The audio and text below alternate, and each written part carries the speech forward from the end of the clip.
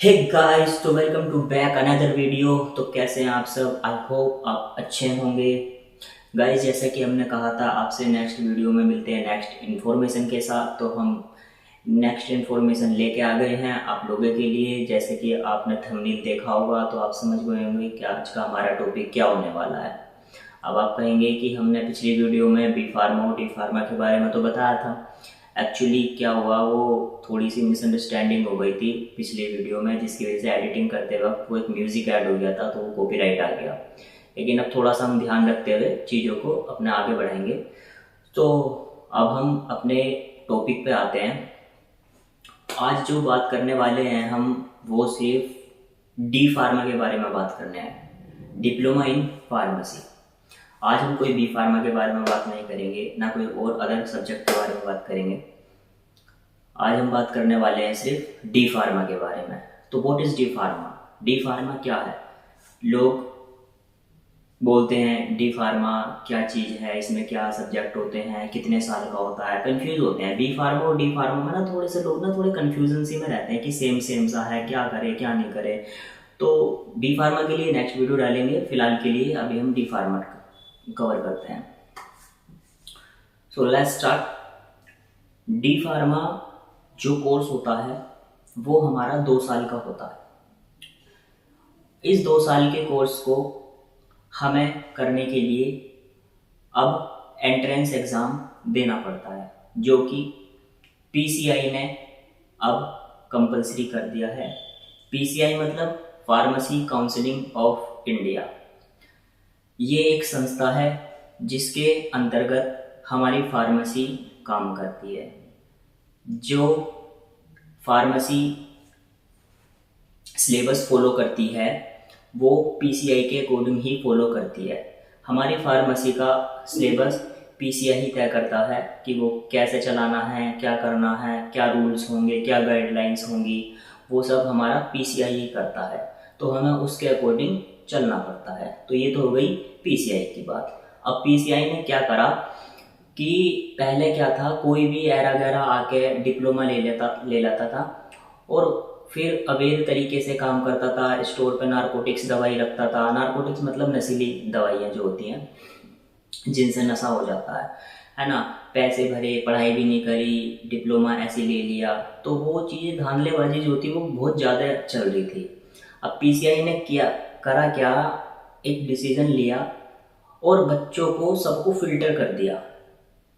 ठीक है, जो जिन बच्चों का 2022 से एडमिशन है अब वो एंट्रेंस एग्जाम जरूर देंगे।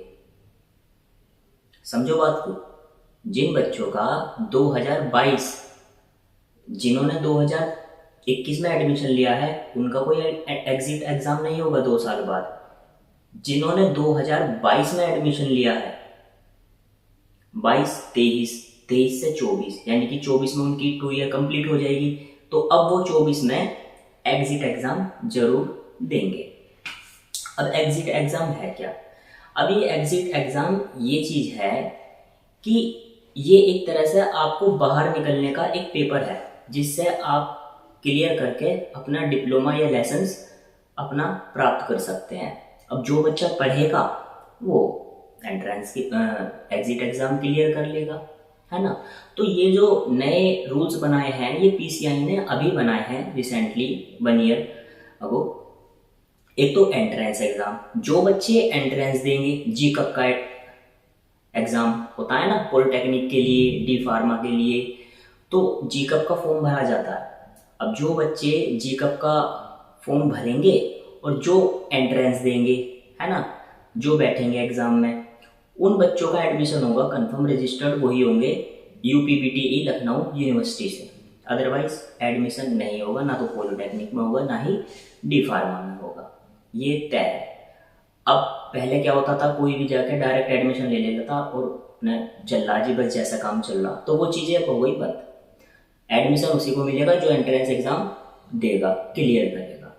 उसके बाद में फिर वेरिफिकेशन होता है डॉक्यूमेंट का। फिर वो वेरिफिकेशन होने के बाद में काउंसलिंग जो होती है, उसके बाद में फिर तुम रजिस्टर्ड हो जाते हो, फिर तुम्हारी क्लासेस चलती हैं, फिर तुम्हारी कंटिन्यू पढ़ाई चलती है।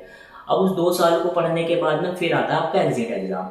अब एग्जिट एग्ज़ाम भी कंपलसरी है देना, ये बात को थोड़ा ध्यान में रख लो।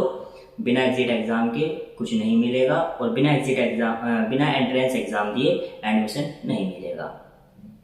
तो बच्चे जो हैं अब फिल्टर हो गए हैं, डी फार्मा वही करेगा जो सिर्फ पढ़ने वाले बच्चे होंगे, क्योंकि जो बच्चा पढ़ेगा वो एंट्रेंस क्लियर करेगा और जो बच्चा सच में पढ़ेगा ही तो फिर वो एग्जिट एग्ज़ाम भी क्लियर करेगा। That's all. तो ये चीज़ है। और रही बात पढ़ाई की, तो इसमें हमारे साल में एक बार एग्ज़ाम होते हैं एनुअल, ठीक है।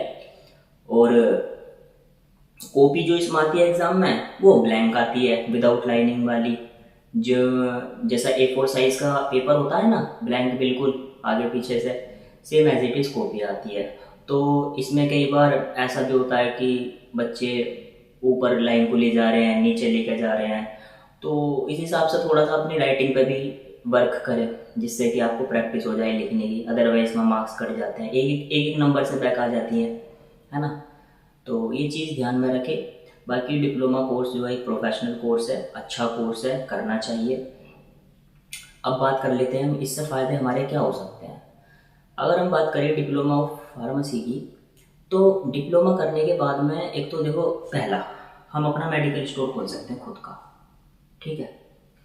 दूसरी चीज़ हम मार्केटिंग कर सकते हैं, जिसे बोलते हैं MR कॉलिंग, मार्केटिंग रिप्रेजेंटेटिव्स, ठीक।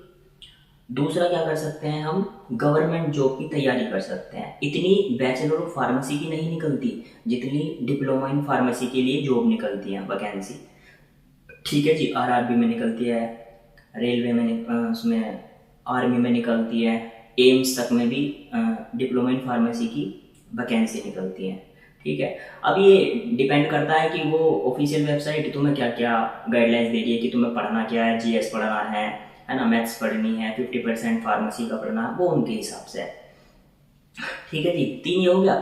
चौथा हो गया आपका कि आप दुबई भी जा सकते हैं। एक दुबई का एग्ज़ाम होता है DHA, दुबई हेल्थ अथॉरिटी, ठीक है। उसके अंदर ही शहर है दुबई के, तो अलग अलग जगहों के एग्ज़ाम होते हैं, जैसे DHA हो गया, MOHA हो गया, ठीक है, DAAH हो गया। तो ये एग्ज़ाम भी होते हैं, तो आप दुबई भी शिफ्ट हो सकते हैं। काफ़ी अच्छी सैलरी प्रोवाइड करवाते हैं वो लोग, लेकिन वो एक्सपीरियंस भी मांगते हैं। लेकिन उसके लिए भी बहुत सारे प्रोसीजर हैं। पहले अपना पासपोर्ट बनवाओ, वीज़ा लगवाओ, उसके बाद में फिर एग्ज़ाम निकालो DHA का, वो सब चीज़ें हैं। तो इसको बहुत सारे हैं। बाकी और एक्सपीरियंस लेके अपनी फैक्ट्री वगैरह भी लगा सकते हैं आगे जाके, मतलब कि थोड़ी अथॉरिटी लेके, है ना।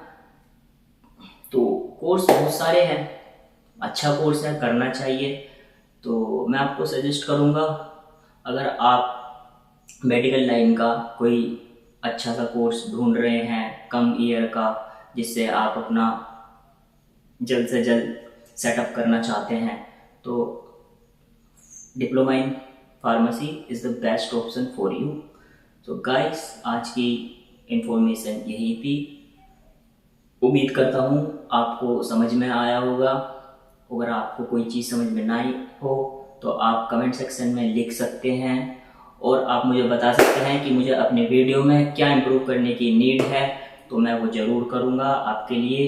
And thank you so much watching करने के लिए video, and like and share, और हाँ, फॉलो कर लीजिए, जिससे कि हम आपको अपने वीडियो के माध्यम से आपको नई नई चीज़ों के ऊपर जानकारी देते रहें। तो मिलते हैं नेक्स्ट वीडियो में नेक्स्ट इन्फॉर्मेशन के साथ। जय हिंद,